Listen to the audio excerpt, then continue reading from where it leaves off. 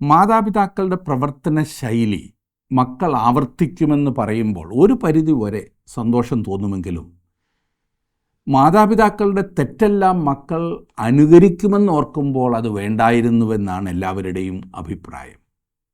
പക്ഷേ ഈ കാര്യത്തിൽ നമുക്കൊന്നും ചെയ്യാൻ കഴിയില്ല എന്നതാണ് എൻ്റെ അഭിപ്രായം.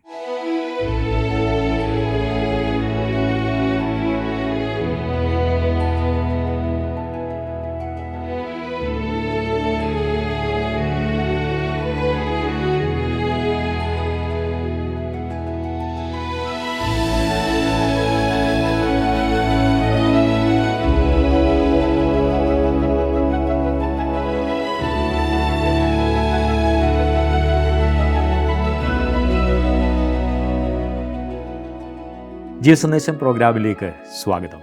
ഉൽപ്പത്തി പുസ്തകത്തിലെ യാക്കോബിൻ്റെ ജീവചരിത്രമാണല്ലോ നമ്മൾ പഠിച്ചുകൊണ്ടിരിക്കുന്നത്. ദൈവകൃപയുടെ അത്യന്ത ധനത്തെ യാക്കോബിൻ്റെ ജീവിതത്തിൽ വെളിപ്പെടുത്തുന്നതാണ് തുടർന്ന് നാം കാണുവാൻ പോകുന്നത്.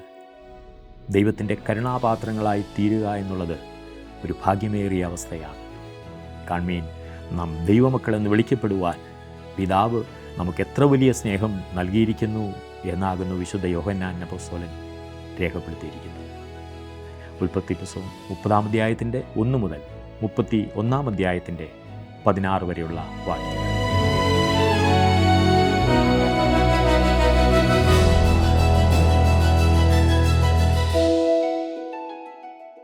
ഉൽപ്പത്തി പുസ്തകം 30-ാം അധ്യായത്തിൽ നാം കാണുന്നത് യാക്കോബിൻ്റെ പാപം പകൽ പോലെ സത്യമായി നിലനിൽക്കവേ തന്നെ അവനുമായി ഇടപെടുന്ന ദൈവത്തെയാണ്. ഈ 30-ാം അധ്യായത്തിൻ്റെ ചിന്താവിഷയം യാക്കോബിൻ്റെ കുടുംബവും അവൻ്റെ പുത്രന്മാരുടെ ജനനവുമാണ്. ലാബാനെ വിട്ടുപോകുവാൻ യാക്കോബ് ധൃതി കൂട്ടുന്നു. അങ്ങനെ ദീർഘനാളായി തന്നെക്കൊണ്ട് പണിയെടുപ്പിച്ചിരുന്ന ലാബാനെതിരെ കൗശലപ്രയോഗത്താൽ താൻ സമ്പത്ത് വർദ്ധിപ്പിക്കുന്നത് ഈ അധ്യായത്തിൽ വിവരിച്ചിരിക്കുന്നു.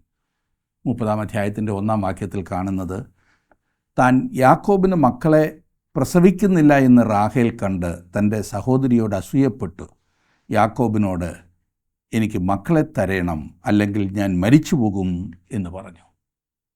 ഒരു കുട്ടിയില്ലെന്നുണ്ടെങ്കിൽ ഒരു സ്ത്രീക്ക് അത് വലിയ അപമാനമായിരുന്നു എന്നാണ് മനസ്സിലാക്കാൻ സാധിക്കുന്നത്.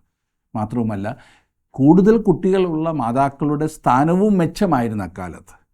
ഇവിടെ റാഹേലിൻ്റെ വേദന ശ്രദ്ധിക്കുക. 2-3 വാക്യങ്ങളിൽ, അപ്പോൾ യാക്കോബിന് റാഹേലിനോട് കോപം ജ്വലിച്ചു. നിനക്ക് ഗർഭഫലം തരാതിരിക്കുന്ന ദൈവത്തിൻ്റെ സ്ഥാനത്തോ ഞാൻ എന്ന് പറഞ്ഞു. അതിനവൾ, എൻ്റെ ദാസി ബിൽഹ ഉണ്ടല്ലോ, അവളുടെ അടുക്കൽ ചെല്ലുക, അവൾ എൻ്റെ മടിയിൽ പ്രസവിക്കട്ടെ, അവളാൽ എനിക്കും മക്കളുണ്ടാകും എന്ന് പറഞ്ഞു. ഇവിടെ യാക്കോബും റാഹേലും ആ കാലത്തെ സമ്പ്രദായത്തിലേക്ക് തിരികെ പോകുന്നത് അത്രയും നാം കാണുന്നത്. അബ്രഹാമും സാറായും ഇതേ കാര്യം ചെയ്തത് മറക്കരുത്. അന്നത് ദൈവം അംഗീകരിച്ചില്ല. ഇപ്പോൾ സാഹചര്യത്തിൻ്റെ സമ്മർദ്ദം കൊണ്ട് സംഭവിച്ചതായതുകൊണ്ട് ദൈവം കണ്ണടച്ചു വിടുമെന്നാണോ നിങ്ങൾ ചിന്തിക്കുന്നത്? ഇപ്പോൾ ഇതും ദൈവം അംഗീകരിക്കുവാൻ പോകുന്നില്ല. ബൈബിൾ നമുക്ക് വളരെ കൃത്യമായ ഒരു രേഖ നൽകുന്നു. അതുകൊണ്ട് അതിൽ പറഞ്ഞിരിക്കുന്നതെല്ലാം ദൈവം അംഗീകരിച്ച് അനുവദിക്കുന്നതാകുന്നു എന്നർത്ഥമില്ല. വാസ്തവം പറഞ്ഞാൽ റാഹേലിൻ്റെയും യാക്കോബിൻ്റെയും ഈ പരിപാടി ദൈവം തള്ളിക്കളഞ്ഞു എന്നത് വ്യക്തമാണ്. അബ്രഹാമിൻ്റെ ഭവനത്തിലെ വഴക്ക് നാം ചിന്തിച്ചതാണല്ലോ. അത് തന്നെ ഇസ്ഹാക്കിൻ്റെ ഭവനത്തിലും അരങ്ങേറി. ഇപ്പോൾ അത് യാക്കോബിൻ്റെ കുടുംബത്തിലും നടമാടി. അവൻ്റെ പ്രശ്നം ഏറെ സങ്കീർണമാകാൻ പോകുന്നതേ ഉള്ളൂ. അടുത്ത വാക്യങ്ങളിൽ നാം കാണുവാൻ പോകുന്നത് റാഹേലിൻ്റെ ദാസിയായ ബിൽഹായിലൂടെ യാക്കോബിന് 2 മക്കൾ ജനിക്കുന്നതും അതിനുശേഷം ലേയുടെ ദാസിയായ സിൽപ്പയിലൂടെ 2 പുത്രന്മാർ ജനിക്കുന്നതും വീണ്ടും ലേയ്ക്ക് 2 പുത്രന്മാർ കൂടി ഉണ്ടാകുന്നതുമൊക്കെയാണ്. 22-ാം വാക്യം നോക്കിക്കാട്ടെ. 30-ാം അധ്യായത്തിൻ്റെ 22-ാം വാക്യം.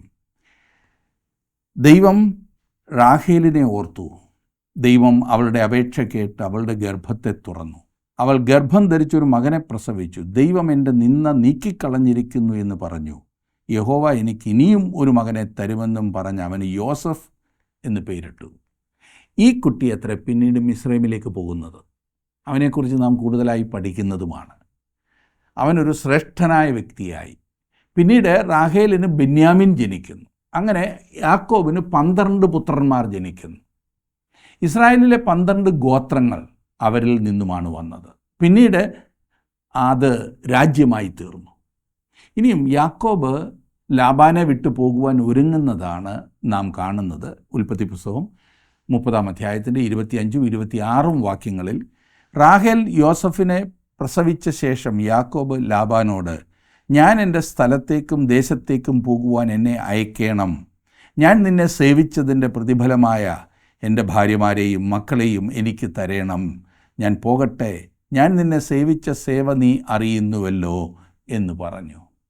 യാക്കോബ് ഇങ്ങനെ പറഞ്ഞപ്പോൾ ലാബാൻ നൽകിയ മറുപടി ശ്രദ്ധിക്കണം. അവൻ ഇതുവരെ ചെയ്യുവാനുള്ളതെല്ലാം ചെയ്തു കഴിഞ്ഞില്ല, അതിന് സംശയമില്ല. 27-ാം വാക്യം നോക്കിക്കാട്ട്. ലാബാൻ അവനോട്, നിനക്ക് എന്നോട് ദയയുണ്ടെങ്കിൽ പോകരുതേ, നിന്റെ നിമിത്തം യഹോവ എന്നെ അനുഗ്രഹിച്ച് എന്ന് എനിക്ക് ബോധ്യമായിരിക്കുന്നു. ഇത് വളരെ ചിന്തിപ്പിക്കുന്ന ഒരു വിഷയമായിരിക്കും. ഗെരാരിലെ രാജാവായ അബീമേലെക്ക് അന്ന് പറഞ്ഞത് നിങ്ങൾ ഓർക്കുന്നുണ്ടല്ലോ. അന്ന് ഇസഹാക്ക് അവൻ്റെ ദേശത്ത് പാർത്തിരുന്നതിനാൽ അബീമേലെക്ക് അനുഗ്രഹിക്കപ്പെട്ടു എന്ന് പ്രഖ്യാപിച്ചു. ഇപ്പോൾ ഇതാ ദൈവം യാക്കോബിനോട് കൂടെ ഉണ്ടെന്നും യാക്കോബ് മൂലം ദൈവം ലാബാനെയും അനുഗ്രഹിച്ചു എന്നും ലാബാൻ മനസ്സിലാക്കുന്നു. അതുകൊണ്ട് ലാബാൻ യാക്കോബിനോട് പറയുകയാണ്, കുഞ്ഞേ, എന്നെ വിട്ടിട്ട് നീ പോകരുത്, ഞാൻ അനുഗ്രഹിക്കപ്പെട്ടു, നിൻ്റെ ശമ്പളം ഞാൻ വേണമെങ്കിൽ കൂട്ടിത്തരാം. യാക്കോബിനോടുള്ള സ്നേഹം കൊണ്ടല്ല ഇങ്ങനെ ചെയ്യുന്നത് എന്നോർക്കണം. ഇന്ന് അനേകരും മറ്റുള്ളവരെ താല്പര്യത്തോടെ കൈക്കൊള്ളുന്നത് സ്വന്തം താല്പര്യങ്ങൾക്കാണെന്ന് നമുക്ക് മനസ്സിലാക്കാവുന്നതാണ്. അവൻ എത്ര കഷ്ടപ്പെട്ടാലും വേണ്ടില്ല, ഞാൻ അനുഗ്രഹിക്കപ്പെടണം, എനിക്ക് സമൃദ്ധി ഉണ്ടാകണം, പിന്നെ അല്പമൊക്കെ അവനും കൊടുത്തേക്കാൻ വേണമെങ്കിൽ, വിട്ടു പോകാതിരിക്കാനും മാത്രം. 28-ാം വാക്യത്തിൽ നാം വായിക്കുന്നത്, നിനക്ക് എന്ത് പ്രതിഫലം വേണമെന്ന് പറക, ഞാൻ തരാം എന്ന് പറഞ്ഞു. ഇതിനോടകം യാക്കോബും ഒരു കാര്യം പഠിച്ചു കഴിഞ്ഞു. അതായത് ഏതവസരത്തിലും ഈ ലാബാൻ ഒരു കരാറുണ്ടാക്കിയാൽ അവിടെ വിജയിക്കുന്നത് ലാബാൻ തന്നെ ആയിരിക്കും. ഇത് മനസ്സിലാക്കിയ യാക്കോബ് വിട്ടുപോരുവാൻ തന്നെ തീരുമാനിച്ചു. എങ്ങനെ കറക്കിക്കുത്തിയാലും ലാബാന് ലാഭമാണ്. മനുഷ്യൻ്റെ തെറ്റായ വഴികൾ ശ്രദ്ധിക്കണം. 29-ാം വാക്യത്തിൽ അവൻ അവനോട്, ഞാൻ നിന്നെ എങ്ങനെ സേവിച്ചു എന്നും നിൻ്റെ ആട്ടിൻകൂട്ടം എൻ്റെ പക്കൽ എങ്ങനെ ഇരുന്നു എന്നും നീ അറിയുന്നു. ഞാൻ വരും മുമ്പേ നിനക്ക് അല്പമേ ഉണ്ടായിരുന്നുള്ളൂ, ഇപ്പോൾ അത് അത്യന്തം വർദ്ധിച്ചിരിക്കുന്നു. ഞാൻ കാൽ വെച്ചിടത്തൊക്കെയും യഹോവ നിന്നെ അനുഗ്രഹിച്ചിരിക്കുന്നു. ഇനി എൻ്റെ സ്വന്തം ഭവനത്തിനു വേണ്ടി ഞാൻ എപ്പോൾ കരുതും എന്നും പറഞ്ഞു. യാക്കോബ് പരാതിപ്പെടുന്നത് ശ്രദ്ധിച്ചാലും അവൻ പറയുകയാണ്, നിനക്ക് ചെയ്ത ഈ സേവനത്തിനെല്ലാം കൂടി എനിക്ക് ലഭിച്ചത് 2 ഭാര്യമാരെയും അവരുടെ ദാസിമാരെയും ഒരു വീട് നിറയെ പിള്ളേരെയുമാണ്.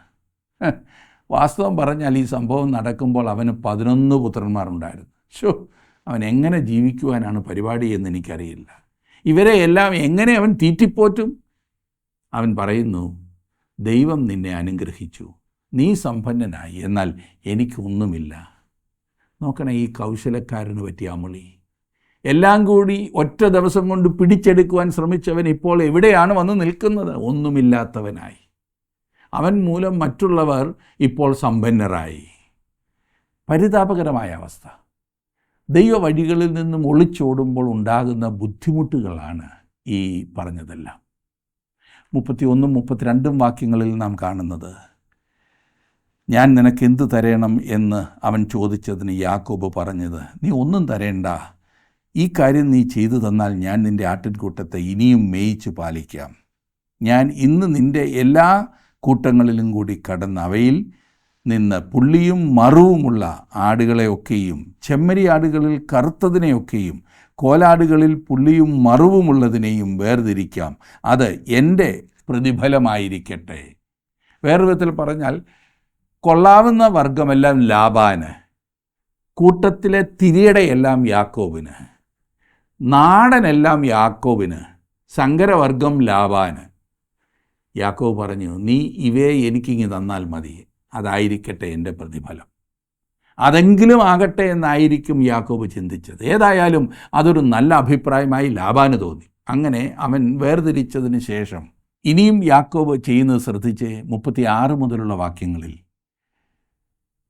അവൻ തനിക്കും യാക്കോബിനും ഇടയിൽ 3 ദിവസത്തെ വഴി അകലം വെച്ചു. ലാബാൻ്റെ ശേഷമുള്ള ആട്ടിൻകൂട്ടങ്ങളെ യാക്കോബ് മേയിച്ചു. എന്നാൽ യാക്കോബ് പുന്നവൃക്ഷത്തിൻ്റെയും ബദാം വൃക്ഷത്തിൻ്റെയും അരിഞ്ഞിൽ വൃക്ഷത്തിൻ്റെയും പച്ചക്കൊമ്പുകളെ എടുത്ത് അവയിൽ വെള്ള കാണത്തക്കവണ്ണം വെള്ള വരയായി തോലുരിച്ചു.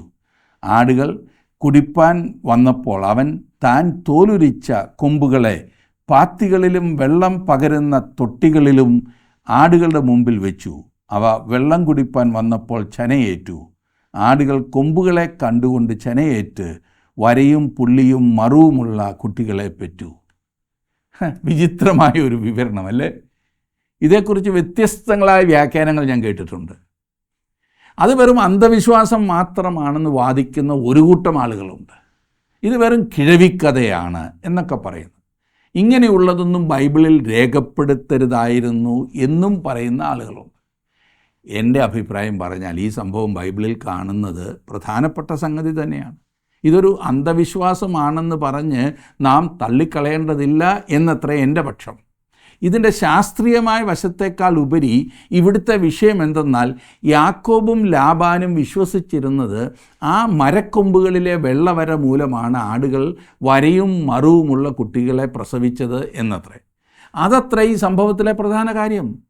നിങ്ങൾക്കത് വിശ്വസിക്കുവാൻ പ്രയാസമായിരിക്കും, എന്നാൽ ഇവർ രണ്ടുപേരും അത് വിശ്വസിച്ചു.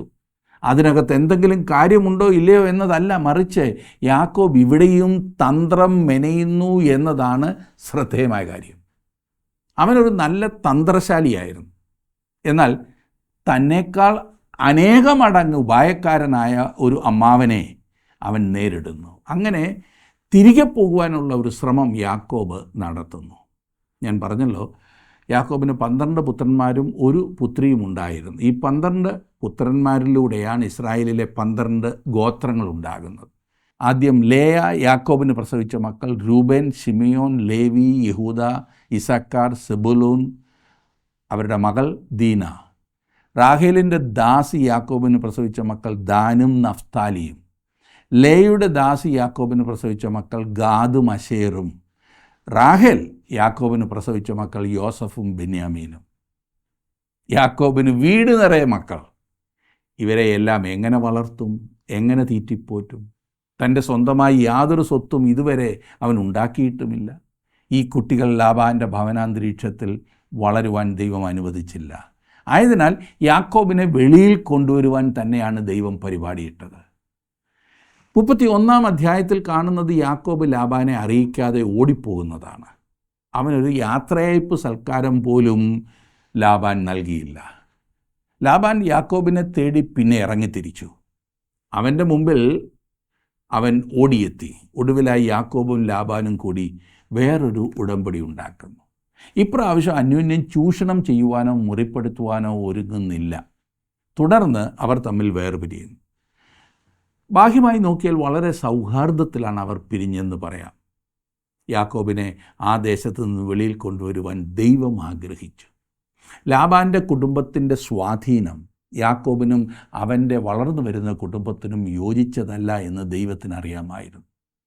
ഇസ്രായേലിലെ 12 ഗോത്രങ്ങൾക്ക് തലവന്മാരാകുവാൻ പോകുന്ന ആ കുട്ടികളെ അങ്ങനെ ഒരു ചുറ്റുപാടിൽ നിന്നും വെളിയിൽ കൊണ്ടുവന്ന് അബ്രഹാമിനോട് വാഗ്ദത്തം ചെയ്ത ആ ദേശത്തേക്ക് കൊണ്ടുപോകുവാൻ ദൈവം ധൃതി വെക്കുകയാണ്. ഈ ചുറ്റുപാടിൽ കിടന്നാൽ ഒരെണ്ണം പോലും ശരിയാകില്ല. ദൈവവചനത്തിൽ നമ്മെ വളരെയധികം പ്രോത്സാഹിപ്പിക്കുന്ന ഒരു ഭാഗത്തേക്കാണ് നാം ഇപ്പോൾ വന്നിരിക്കുന്നത്. പാപത്തിൽ മുഴുകിയിരുന്ന ഒരു വ്യക്തിയെ ദൈവം കൈവിട്ട് കളയാത്തതാണ് ഈ ഭാഗത്ത് നാം കാണുന്നത്. നിങ്ങൾക്കും എനിക്കും വളരെയേറെ ധൈര്യം തരുന്ന ഒരു ഭാഗമത്രേ ഇത്. അതുകൊണ്ട് പാപം ചെയ്ത് ജീവിച്ചോ എന്ന അർത്ഥമല്ല ഞാൻ ഉദ്ദേശിക്കുന്നത്. അല്പം ചിന്തിച്ച് ഈ വിഷയം ഗൗരവമായി പരിഗണിക്കുമെങ്കിൽ അത് നിങ്ങൾക്ക് ഒരുപാട് ഉത്തേജനം നൽകും. നാം ദൈവത്തിങ്കിലേക്ക് മടങ്ങി വരുന്നത്രയും കാലം കർത്താവ് നമ്മെ ചേർത്തുകൊള്ളും എന്നതാണ് ഈ ഭാഗത്തു നിന്നും നമുക്ക് മനസ്സിലാക്കുവാൻ സാധിക്കുന്നത്. ദൈവം യാക്കോബിനെ പോലെയുള്ള ഒരു വ്യക്തിയെ ചേർത്ത് കൊണ്ടെങ്കിൽ, എന്നെ ഇന്ന് ഉപയോഗിക്കുന്നെങ്കിൽ ഒട്ടും സംശയിക്കേണ്ട, നിങ്ങളെയും അവൻ അംഗീകരിക്കും, ഉപയോഗിക്കും. മടങ്ങി വരുവാൻ മനസ്സുള്ളവരെയാണ് യേശു കർത്താവിന് വേണ്ടത്. യാക്കോബിന് ഈ അമ്മാവനുമായി 20 വർഷത്തെ ദുഃഖകരമായ അനുഭവം ഉണ്ടായി എന്നത് ഓർക്കുമല്ലോ. ലാബാൻ വാസ്തവത്തിൽ തൻ്റെ ഈ കർക്കശ കോളേജിൽ യാക്കോബിന് നല്ല ഒന്നാന്തരം കോഴ്സാണ് നൽകിയത്. യാക്കോബ് കടന്നുപോയതായ സകല സംഘർഷങ്ങളിലും യാക്കോബ് വളരെയധികം ക്ഷീണിച്ചു. അവനാകെ മടുത്തു. എന്നാൽ ഇപ്പോഴത്തെ ഈ പുതിയ കരാർ അനുസരിച്ച് യാക്കോബിന് ലഭിക്കേണ്ടതിനേക്കാൾ കൂടുതൽ ആടുമാടുകളെ ലഭിക്കുന്നുണ്ട്. അത് ലാബാനോ അവൻ്റെ പുത്രന്മാർക്കോ ഇഷ്ടപ്പെട്ടില്ല. 31 അധ്യായം നിങ്ങൾ എന്നോടൊപ്പം നോക്കുമെങ്കിൽ ആദ്യത്തെ 2 വാക്യങ്ങളിൽ, എന്നാൽ ഞങ്ങളുടെ അപ്പനുള്ളതൊക്കെയും യാക്കോബ് എടുത്തു കളഞ്ഞു, ഞങ്ങളുടെ അപ്പൻ്റെ വക കൊണ്ട് അവൻ ഈ ധനമൊക്കെയും സമ്പാദിച്ചു എന്ന് ലാബാൻ്റെ പുത്രന്മാർ പറഞ്ഞ വാക്കുകളെ അവൻ കേട്ടു. യാക്കോബ് ലാബാൻ്റെ മുഖത്ത് നോക്കിയാറെ അത് തൻ്റെ നേരെ മുമ്പേ ഇരുന്നതുപോലെ അല്ല എന്ന് കണ്ടു. ഇപ്പോൾ ഇത് യാക്കോബിനൊരു പ്രതിസന്ധി. ലോകത്തിൽ ഏതൊരു മനുഷ്യനെ സേവിച്ചാലും ഇത് മാത്രമേ പ്രതീക്ഷിക്കാവൂ സുഹൃത്തെ. 20 വർഷം യാക്കോബ് ലാബാനെ സ്നേഹിച്ചു, സേവിച്ചു. അത് ആത്മാർത്ഥതയോടെ അവൻ ചെയ്തത്. ഇന്ന് ലാബാനുള്ള സ്വത്തിൻ്റെ കാരണം യാക്കോബിലൂടെ ദൈവം ലാബാൻ്റെ കുടുംബത്തെ അനുഗ്രഹിച്ചതാണ്. എന്നാൽ ഇപ്പോൾ ലാബാൻ്റെ പുത്രന്മാരുടെ സ്വരത്തിന് ഒരു മാറ്റം. അതനുസരിച്ച് ലാബാൻ്റെ മുഖത്തൊരു ഭാവവ്യത്യാസം. അതെ സുഹൃത്തെ, മനുഷ്യരിൽ നിന്നും ഇത്രമാത്രമേ പ്രതീക്ഷിക്കാവൂ. അതെത്ര അടുത്ത ബന്ധമാണെങ്കിലും ശരി. മനുഷ്യരെ വിശ്വസിക്കരുതെന്നല്ല ഞാൻ പറഞ്ഞത്. എന്നാൽ ദൈവത്തിൽ ആശ്രയിക്കാതെ മനുഷ്യരെ മാത്രം നമ്പിയിരുന്നാൽ ഒടുവിൽ നിരാശയായിരിക്കും ഫലം. ദൈവിക പ്രമാണങ്ങളെല്ലാം കാറ്റിൽ പറത്തി യാക്കോബ് ലാബാനെ സേവിച്ചു. ലാബാന് അനുഗ്രഹമായിരുന്നപ്പോൾ യാക്കോബിന് വലിയ വിലയായിരുന്നു. എന്നാൽ ഇപ്പോൾ യാക്കോബ് സമ്പന്നനായെന്ന് കണ്ടപ്പോൾ ലാബാൻ്റെയും അവൻ്റെ പുത്രന്മാരുടെയും ഭാവം മാറുന്നു. നാം ആരെ സേവിച്ചാലും, ഏത് കമ്പനിയിൽ ജോലി ചെയ്താലും, ഏത് യജമാനൻ്റെ കീഴിൽ പണിയെടുത്താലും ദൈവത്തെ മറന്നും ദൈവിക പ്രമാണങ്ങളെ അവഗണിച്ചും പോകരുത്. അത് പിന്നീട് ദുഃഖപര്യവസാനിയാകും. ഏതായാലും ദൈവം യാക്കോബിനെ കൈവിടുന്നില്ല. അനേകം വർഷങ്ങൾക്ക് ശേഷം യാക്കോബ് ദൈവശബ്ദം കേൾക്കുന്നു. ഈ ഓട്ടത്തിനിടയിൽ അതിന് സമയമില്ലായിരുന്നല്ലോ. എന്നാൽ മനുഷ്യൻ കൈവിടുമ്പോൾ കൈവിടാത്തൊരു ദൈവമുണ്ട്. അവൻ യാക്കോബിനെ തേടി വരികയാണ്. ഇപ്പോൾ യാക്കോബിന് ദൈവത്തിൽ നിന്നും ഒരു വിളി. 31 അധ്യായത്തിൻ്റെ 3ഉം 4ഉം വാക്യങ്ങൾ. അപ്പോൾ യഹോവ യാക്കോബിനോട്, നിൻ്റെ പിതാക്കന്മാരുടെ ദേശത്തേക്കും നിൻ്റെ ചാർച്ചക്കാരുടെ അടുക്കലേക്കും മടങ്ങിപ്പോക, ഞാൻ നിന്നോട് കൂടെ ഇരിക്കും എന്നരുളി ചെയ്തു. യാക്കോബ് ആളയച്ച് റാഹേലിനെയും ലേയയെയും വയലിൽ തൻ്റെ ആട്ടിൻകൂട്ടത്തിൻ്റെ അടുക്കൽ വിളിപ്പിച്ചു. ദൈവം യാക്കോബിനെ വിളിച്ചു പറഞ്ഞു, ആ സ്ഥലം വിട്ടോ. അങ്ങനെ അവൻ അവിടം വിടുവാൻ ഒരുങ്ങുന്നു. അവൻ റാഹേലിനെയും ലേയയെയും വയലിൽ അവൻ്റെ അടുത്തേക്ക് വിളിപ്പിക്കുന്നു. കാരണമുണ്ട്. അവൻ സംസാരിക്കുന്നത് ലാബാനോ അവൻ്റെ പുത്രന്മാരോ അവൻ്റെ ദാസന്മാരോ കേൾക്കുവാനിടയാകരുത്. അത്ര രഹസ്യമായിട്ടാണ് അവൻ പരിപാടികൾ നടക്കുന്നത്. റാഹേലിൻ്റെയും ലേയുടെയും അടുത്ത് ഇക്കാര്യത്തെക്കുറിച്ച് സംസാരിക്കുന്നത് ആരും അറിയരുതെന്ന് യാക്കോബ് ആഗ്രഹിച്ചു. 5ഉം 6ഉം വാക്യങ്ങളിൽ നാം കാണുന്നു, അവരോട് പറഞ്ഞത്, നിങ്ങളുടെ അപ്പൻ്റെ മുഖം എൻ്റെ നേരെ മുമ്പേ പോലെ അല്ല എന്ന് ഞാൻ കാണുന്നു. എങ്കിലും എൻ്റെ അപ്പൻ്റെ ദൈവം എന്നോടുകൂടെ ഉണ്ടായിരുന്നു. നിങ്ങളുടെ അപ്പനെ ഞാൻ എൻ്റെ സർവ്വബലത്തോടും കൂടെ സേവിച്ചു എന്ന് നിങ്ങൾക്ക് തന്നെ അറിയാമല്ലോ. ഈ പറഞ്ഞ കാര്യത്തിൽ നമുക്ക് യാക്കോബിനോട് 100% യോജിക്കാം. അവൻ്റെ ഒരു നല്ല പ്രവൃത്തിയായി വേണമെങ്കിൽ നമുക്കത് കണക്കാക്കാം. അവൻ വളരെ കഠിനാധ്വാനം ചെയ്തു. എന്നാൽ ഞാൻ ചിന്തിക്കുന്നത് അതിനുള്ള അംഗീകാരം നാം വാസ്തവത്തിൽ ലാബാനാണ് നൽകേണ്ടത്. എങ്ങനെ പണിയെടുപ്പിക്കണമായിരുന്നു എന്ന് ലാബാൻ അറിയാമായിരുന്നു. 31 അധ്യായത്തിൻ്റെ 7-ാം വാക്യത്തിൽ, നിങ്ങളുടെ അപ്പനോ എന്നെ ചതിച്ച് എൻ്റെ പ്രതിഫലം 10 പ്രാവശ്യം മാറ്റി. എങ്കിലും എന്നോട് ദോഷം ചെയ്യുവാൻ ദൈവം അവനെ സമ്മതിച്ചില്ല. ആ 20 വർഷത്തിനിടയിൽ ലാബാൻ യാക്കോബിൻ്റെ പ്രതിഫലം 10 പ്രാവശ്യം മാറ്റി എന്ന് പറഞ്ഞാൽ കൊടുത്തില്ല ഒന്നും. പാവം യാക്കോബ് അവൻ ആകെ തകർന്നപ്പോൾ, എങ്ങോട്ട് തിരിയണമെന്നറിയാതെ കുഴഞ്ഞപ്പോൾ ദൈവം പ്രവർത്തിക്കും. 8-9 വാക്യങ്ങളിൽ, പുള്ളിയുള്ളവൻ നിൻ്റെ പ്രതിഫലമായിരിക്കട്ടെ എന്നവൻ പറഞ്ഞു. എങ്കിൽ കൂട്ടമൊക്കെയും പുള്ളിയുള്ള കുട്ടികളെ പെറ്റു. വരയുള്ളവൻ നിൻ്റെ പ്രതിഫലമായിരിക്കട്ടെ എന്നവൻ പറഞ്ഞു. എങ്കിൽ കൂട്ടമൊക്കെയും വരയുള്ള കുട്ടികളെ പെറ്റു. ഇങ്ങനെ ദൈവം നിങ്ങളുടെ അപ്പൻ്റെ ആട്ടിൻകൂട്ടത്തെ എടുത്ത് എനിക്ക് തന്നിരിക്കുന്നു. തന്നെ അനുഗ്രഹിച്ചത് ദൈവമാകുന്നു എന്ന് യാക്കോബ് റാഹേലിനോടും ലേയയോടും പറയുന്നു. അതായത് ലാബാനും അവൻ്റെ പുത്രന്മാർക്കും യാക്കോബിനോട് വളരെ അസൂയ തോന്നത്തക്കവണ്ണം അവനെ അനുഗ്രഹിച്ചത് ദൈവമാകുന്നു പോലും. ഇനിയും താൻ ആ ദേശം വിട്ടുപോകുവാൻ ആഗ്രഹിക്കുന്നതിൻ്റെ യഥാർത്ഥ കാരണം കൂടി യാക്കോബ് പറയുകയാണ്. 11-12 വാക്യങ്ങളിൽ, ദൈവത്തിൻ്റെ ദൂതൻ സ്വപ്നത്തിൽ എന്നോട് യാക്കോബേ എന്ന് വിളിച്ചു. ഞാനിതാ എന്ന് ഞാൻ പറഞ്ഞു. അപ്പോൾ അവൻ, നീ തലപൊക്കി നോക്കുക, ആടുകളുടെ മേൽ കയറുന്ന മുട്ടാടുകളൊക്കെയും വരയും പുള്ളിയും മറുവുമുള്ളവയല്ലോ. ലാബാൻ നിന്നോട് ചെയ്യുന്നതൊക്കെയും ഞാൻ കണ്ടിരിക്കുന്നു. ഈ കന്നുകാലികൾ പെറ്റുപെരുകുന്നതിനെക്കുറിച്ച് കഴിഞ്ഞ അധ്യായത്തിൽ തൃപ്തികരമല്ലാത്തൊരു വിവരണം നൽകിയെന്ന് ഒരുപക്ഷെ നിങ്ങൾ ചിന്തിക്കുന്നുണ്ടാകും. യാക്കോബ് ഈ തന്ത്രങ്ങളൊക്കെ കാണിക്കുന്നുണ്ടല്ലോ. അപ്പോൾ പിന്നെ അവൻ്റെ സാമർഥ്യം കൊണ്ടല്ലേ അവൻ്റെ മൃഗസമ്പത്ത് വർദ്ധിച്ചത് എന്നൊരുപക്ഷേ നിങ്ങൾ ചിന്തിച്ചേക്കാം.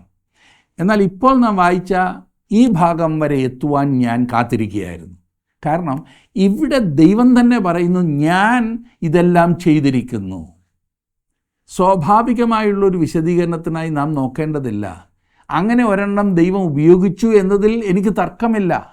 ദൈവം പറഞ്ഞു, ലാബാൻ നിന്നോട് ചെയ്യുന്നതൊക്കെയും ഞാൻ കണ്ടിരിക്കുന്നു, എന്നാൽ ഞാനാണ് നിന്നെ അനുഗ്രഹിച്ചത്.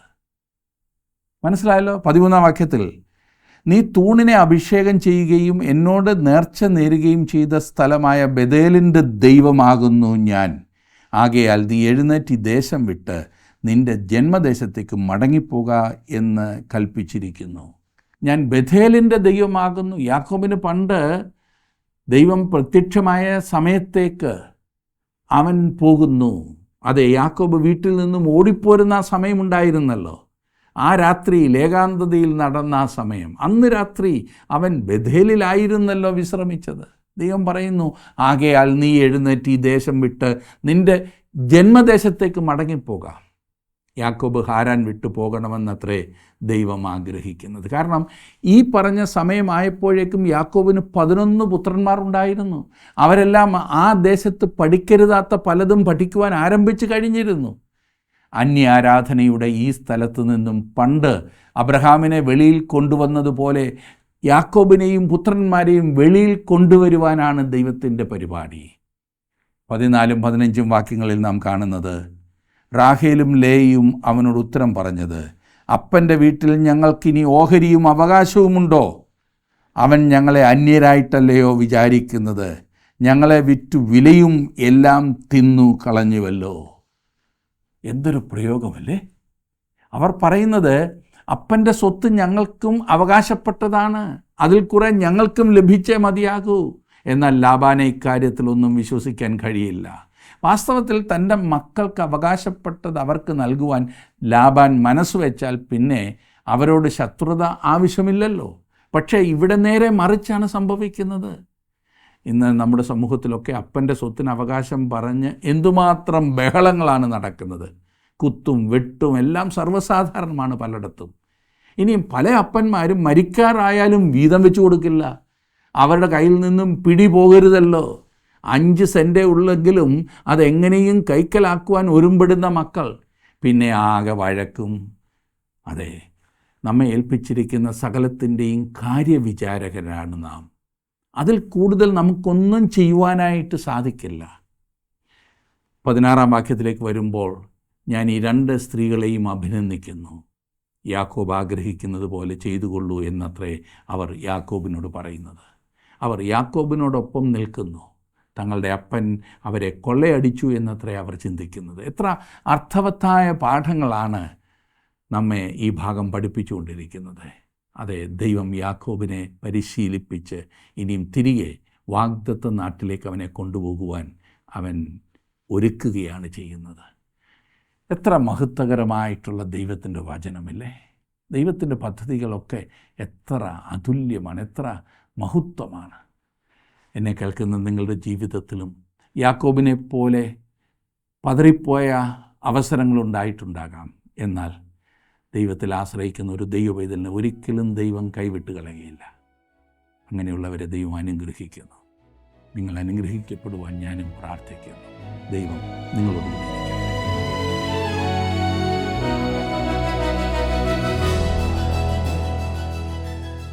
ലാബാൻ്റെ ഭവനം വിടുവാൻ തീരുമാനിച്ച യാക്കോബിന് ലാബാൻ ഉള്ളതിനോടുള്ള താല്പര്യം ഒട്ടും കുറഞ്ഞിട്ടില്ല എന്നുള്ളത് നമ്മെ ചിന്തിപ്പിക്കേണ്ടുന്ന ഒരു വസ്തുതയാണ്.